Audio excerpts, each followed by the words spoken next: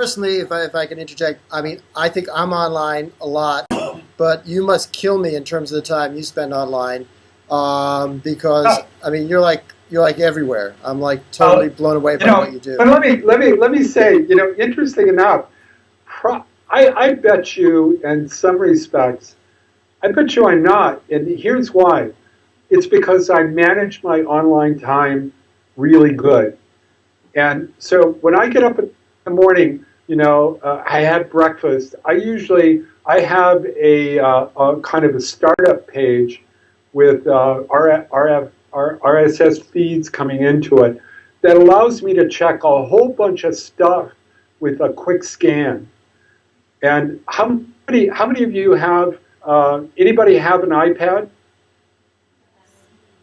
No one has an There's iPad? one. There's two. There's two. Okay, I didn't hear anybody. I really love Flipboard on iPad, and it gives me access to maybe 2 or 3 dozen resources that I would normally have to go to each site to go see, but it brings it all together into one source. So I'm really good at managing my time online, and I don't spend. I frequently will get up, take a break. My dogs are very good at keeping me level-headed and grounded. I have to walk my dogs twice a day, so We walk ours 3 times a day, Craig. yeah. Well, see, for me, there are things that I do during my days that gets me away from the computer. Interesting enough, I've only recently got a cell phone that gives me more than like 50 minutes, even though I don't really use it. But interesting enough, I actually have to have somebody else plug the numbers into my, if I want to add a contact, I have to have somebody else put the numbers in there. Get out, Craig. Yeah, I don't use it. In fact, I refuse. I actually had data, what is it called? Data transfer on my phones turned off. So I cannot receive any text messages or any data transfers on my phone. I use it just to call someone. And part of the reason for that is I don't want to be on the grid all the time. In fact, it's why there's certain things I can avoid because I just don't want to be available online all the time. And so I manage my time that way. I do a lot of things that keep me grounded. Okay. That, by the way, was probably, I hate to say that, but if I had to pick the best question, that was really the best question. That was a really good one. Okay. Anybody else? You're going to have a hard time topping that. Okay. I guess for me, I don't know if you got a chance. I think I sent you the URL of the class. The curriculum here, the idea here was to sort of create avenues for art ed majors so that they can understand how to use technology in the art room, how to hopefully make it a part of what they do. And from what you were saying, you were thinking a course like this shouldn't be offered because No, it's sort of yeah. where is it kind of like methods of technology? I mean, one of the things that I've found is that even with my students, my middle school students, and even here with this college class, is that yes, people do know a lot about technology, but they don't know it in the context of education. And so Yeah. that's sort of, where does that fit in?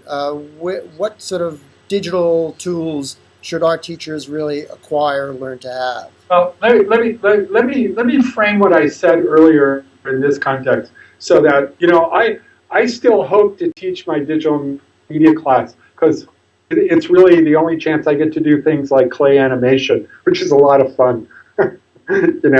So there are a lot of things I like about what I do when I teach digital media that normally we don't do in the other classes. So I would never be one to say it never should be offered.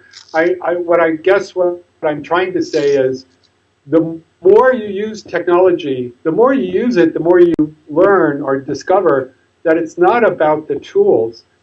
It's about, I mean, what technology has done is made it easier for us to do a lot of things badly.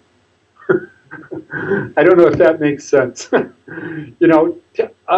Technology is not going to make a bad teacher a better teacher. And if you're not a really good teacher, turning somehow to the tools, bringing the tools in the classroom, isn't going to improve your teaching. It's not going to make things better.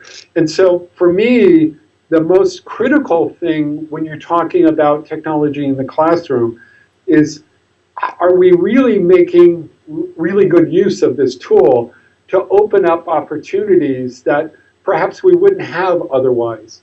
I think there's the tendency to use technology as the old media. We just simply take what we used to do and do it with new tools. And so we're really not changing the paradigm much. We're really just kind of pushing the boundaries of what we did before. And what I'm interested in sort of getting at is, what is it that this technology does for us that isn't possible any other way, or without some great difficulty? And for me, the one thing that really matters about today, for me, about the internet and web tech and digital technology, is it gives us ability to connect to other schools, other people around the globe. I mean, look at what we're doing right now. This is like so cool, okay? When you asked me to do this, Harold, it was sort of like, yeah, I'm always up for connecting to other people in other places. And that's what this tool provides us. I mean, for me, I'm sorry, if I had a vision, that I would love to see before I retire, but I don't think it'll happen, is I'd love to see every art classroom in America connected to another art classroom on Skype or some other way halfway around the world. And somebody said to me one time, they asked me, well, what would we do? What would happen with that? I said, I don't really know, but you put two art teachers together, I have faith that really cool stuff will happen. And I've got countless examples of that I can show you, where art teachers in different locations, collaborated, did things, exchanged artwork that, just made a really rich learning experience. And so for me, yeah, the tool is valuable because it gives us that capability. But the really important thing is how we're using that tool and what it allows us to do. Just to give you an example, Harold, of what I mean earlier, the college, well, I'll say a technology course in a college of education. Certainly not our college. But, a lot of technology courses for teachers, and I may embarrass you, Harold, here. Tell me, did you do a PowerPoint assignment? Well, yes. No. We did it with a twist. It was a presentation, but it had to be online, with the notion that it had to be available so that students can access it at any time. Okay. So the idea. Right. Here's my thing.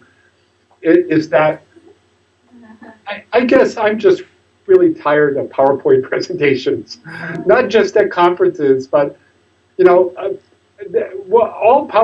you've seen it. I mean, death by PowerPoint, and I've lived through it. I know all of the students in your class have lived through it. So how can we use PowerPoint in ways that just doesn't bore our students and our audience to death? Now, there are a lot of cool ideas out there. Pachinka, I can never say it.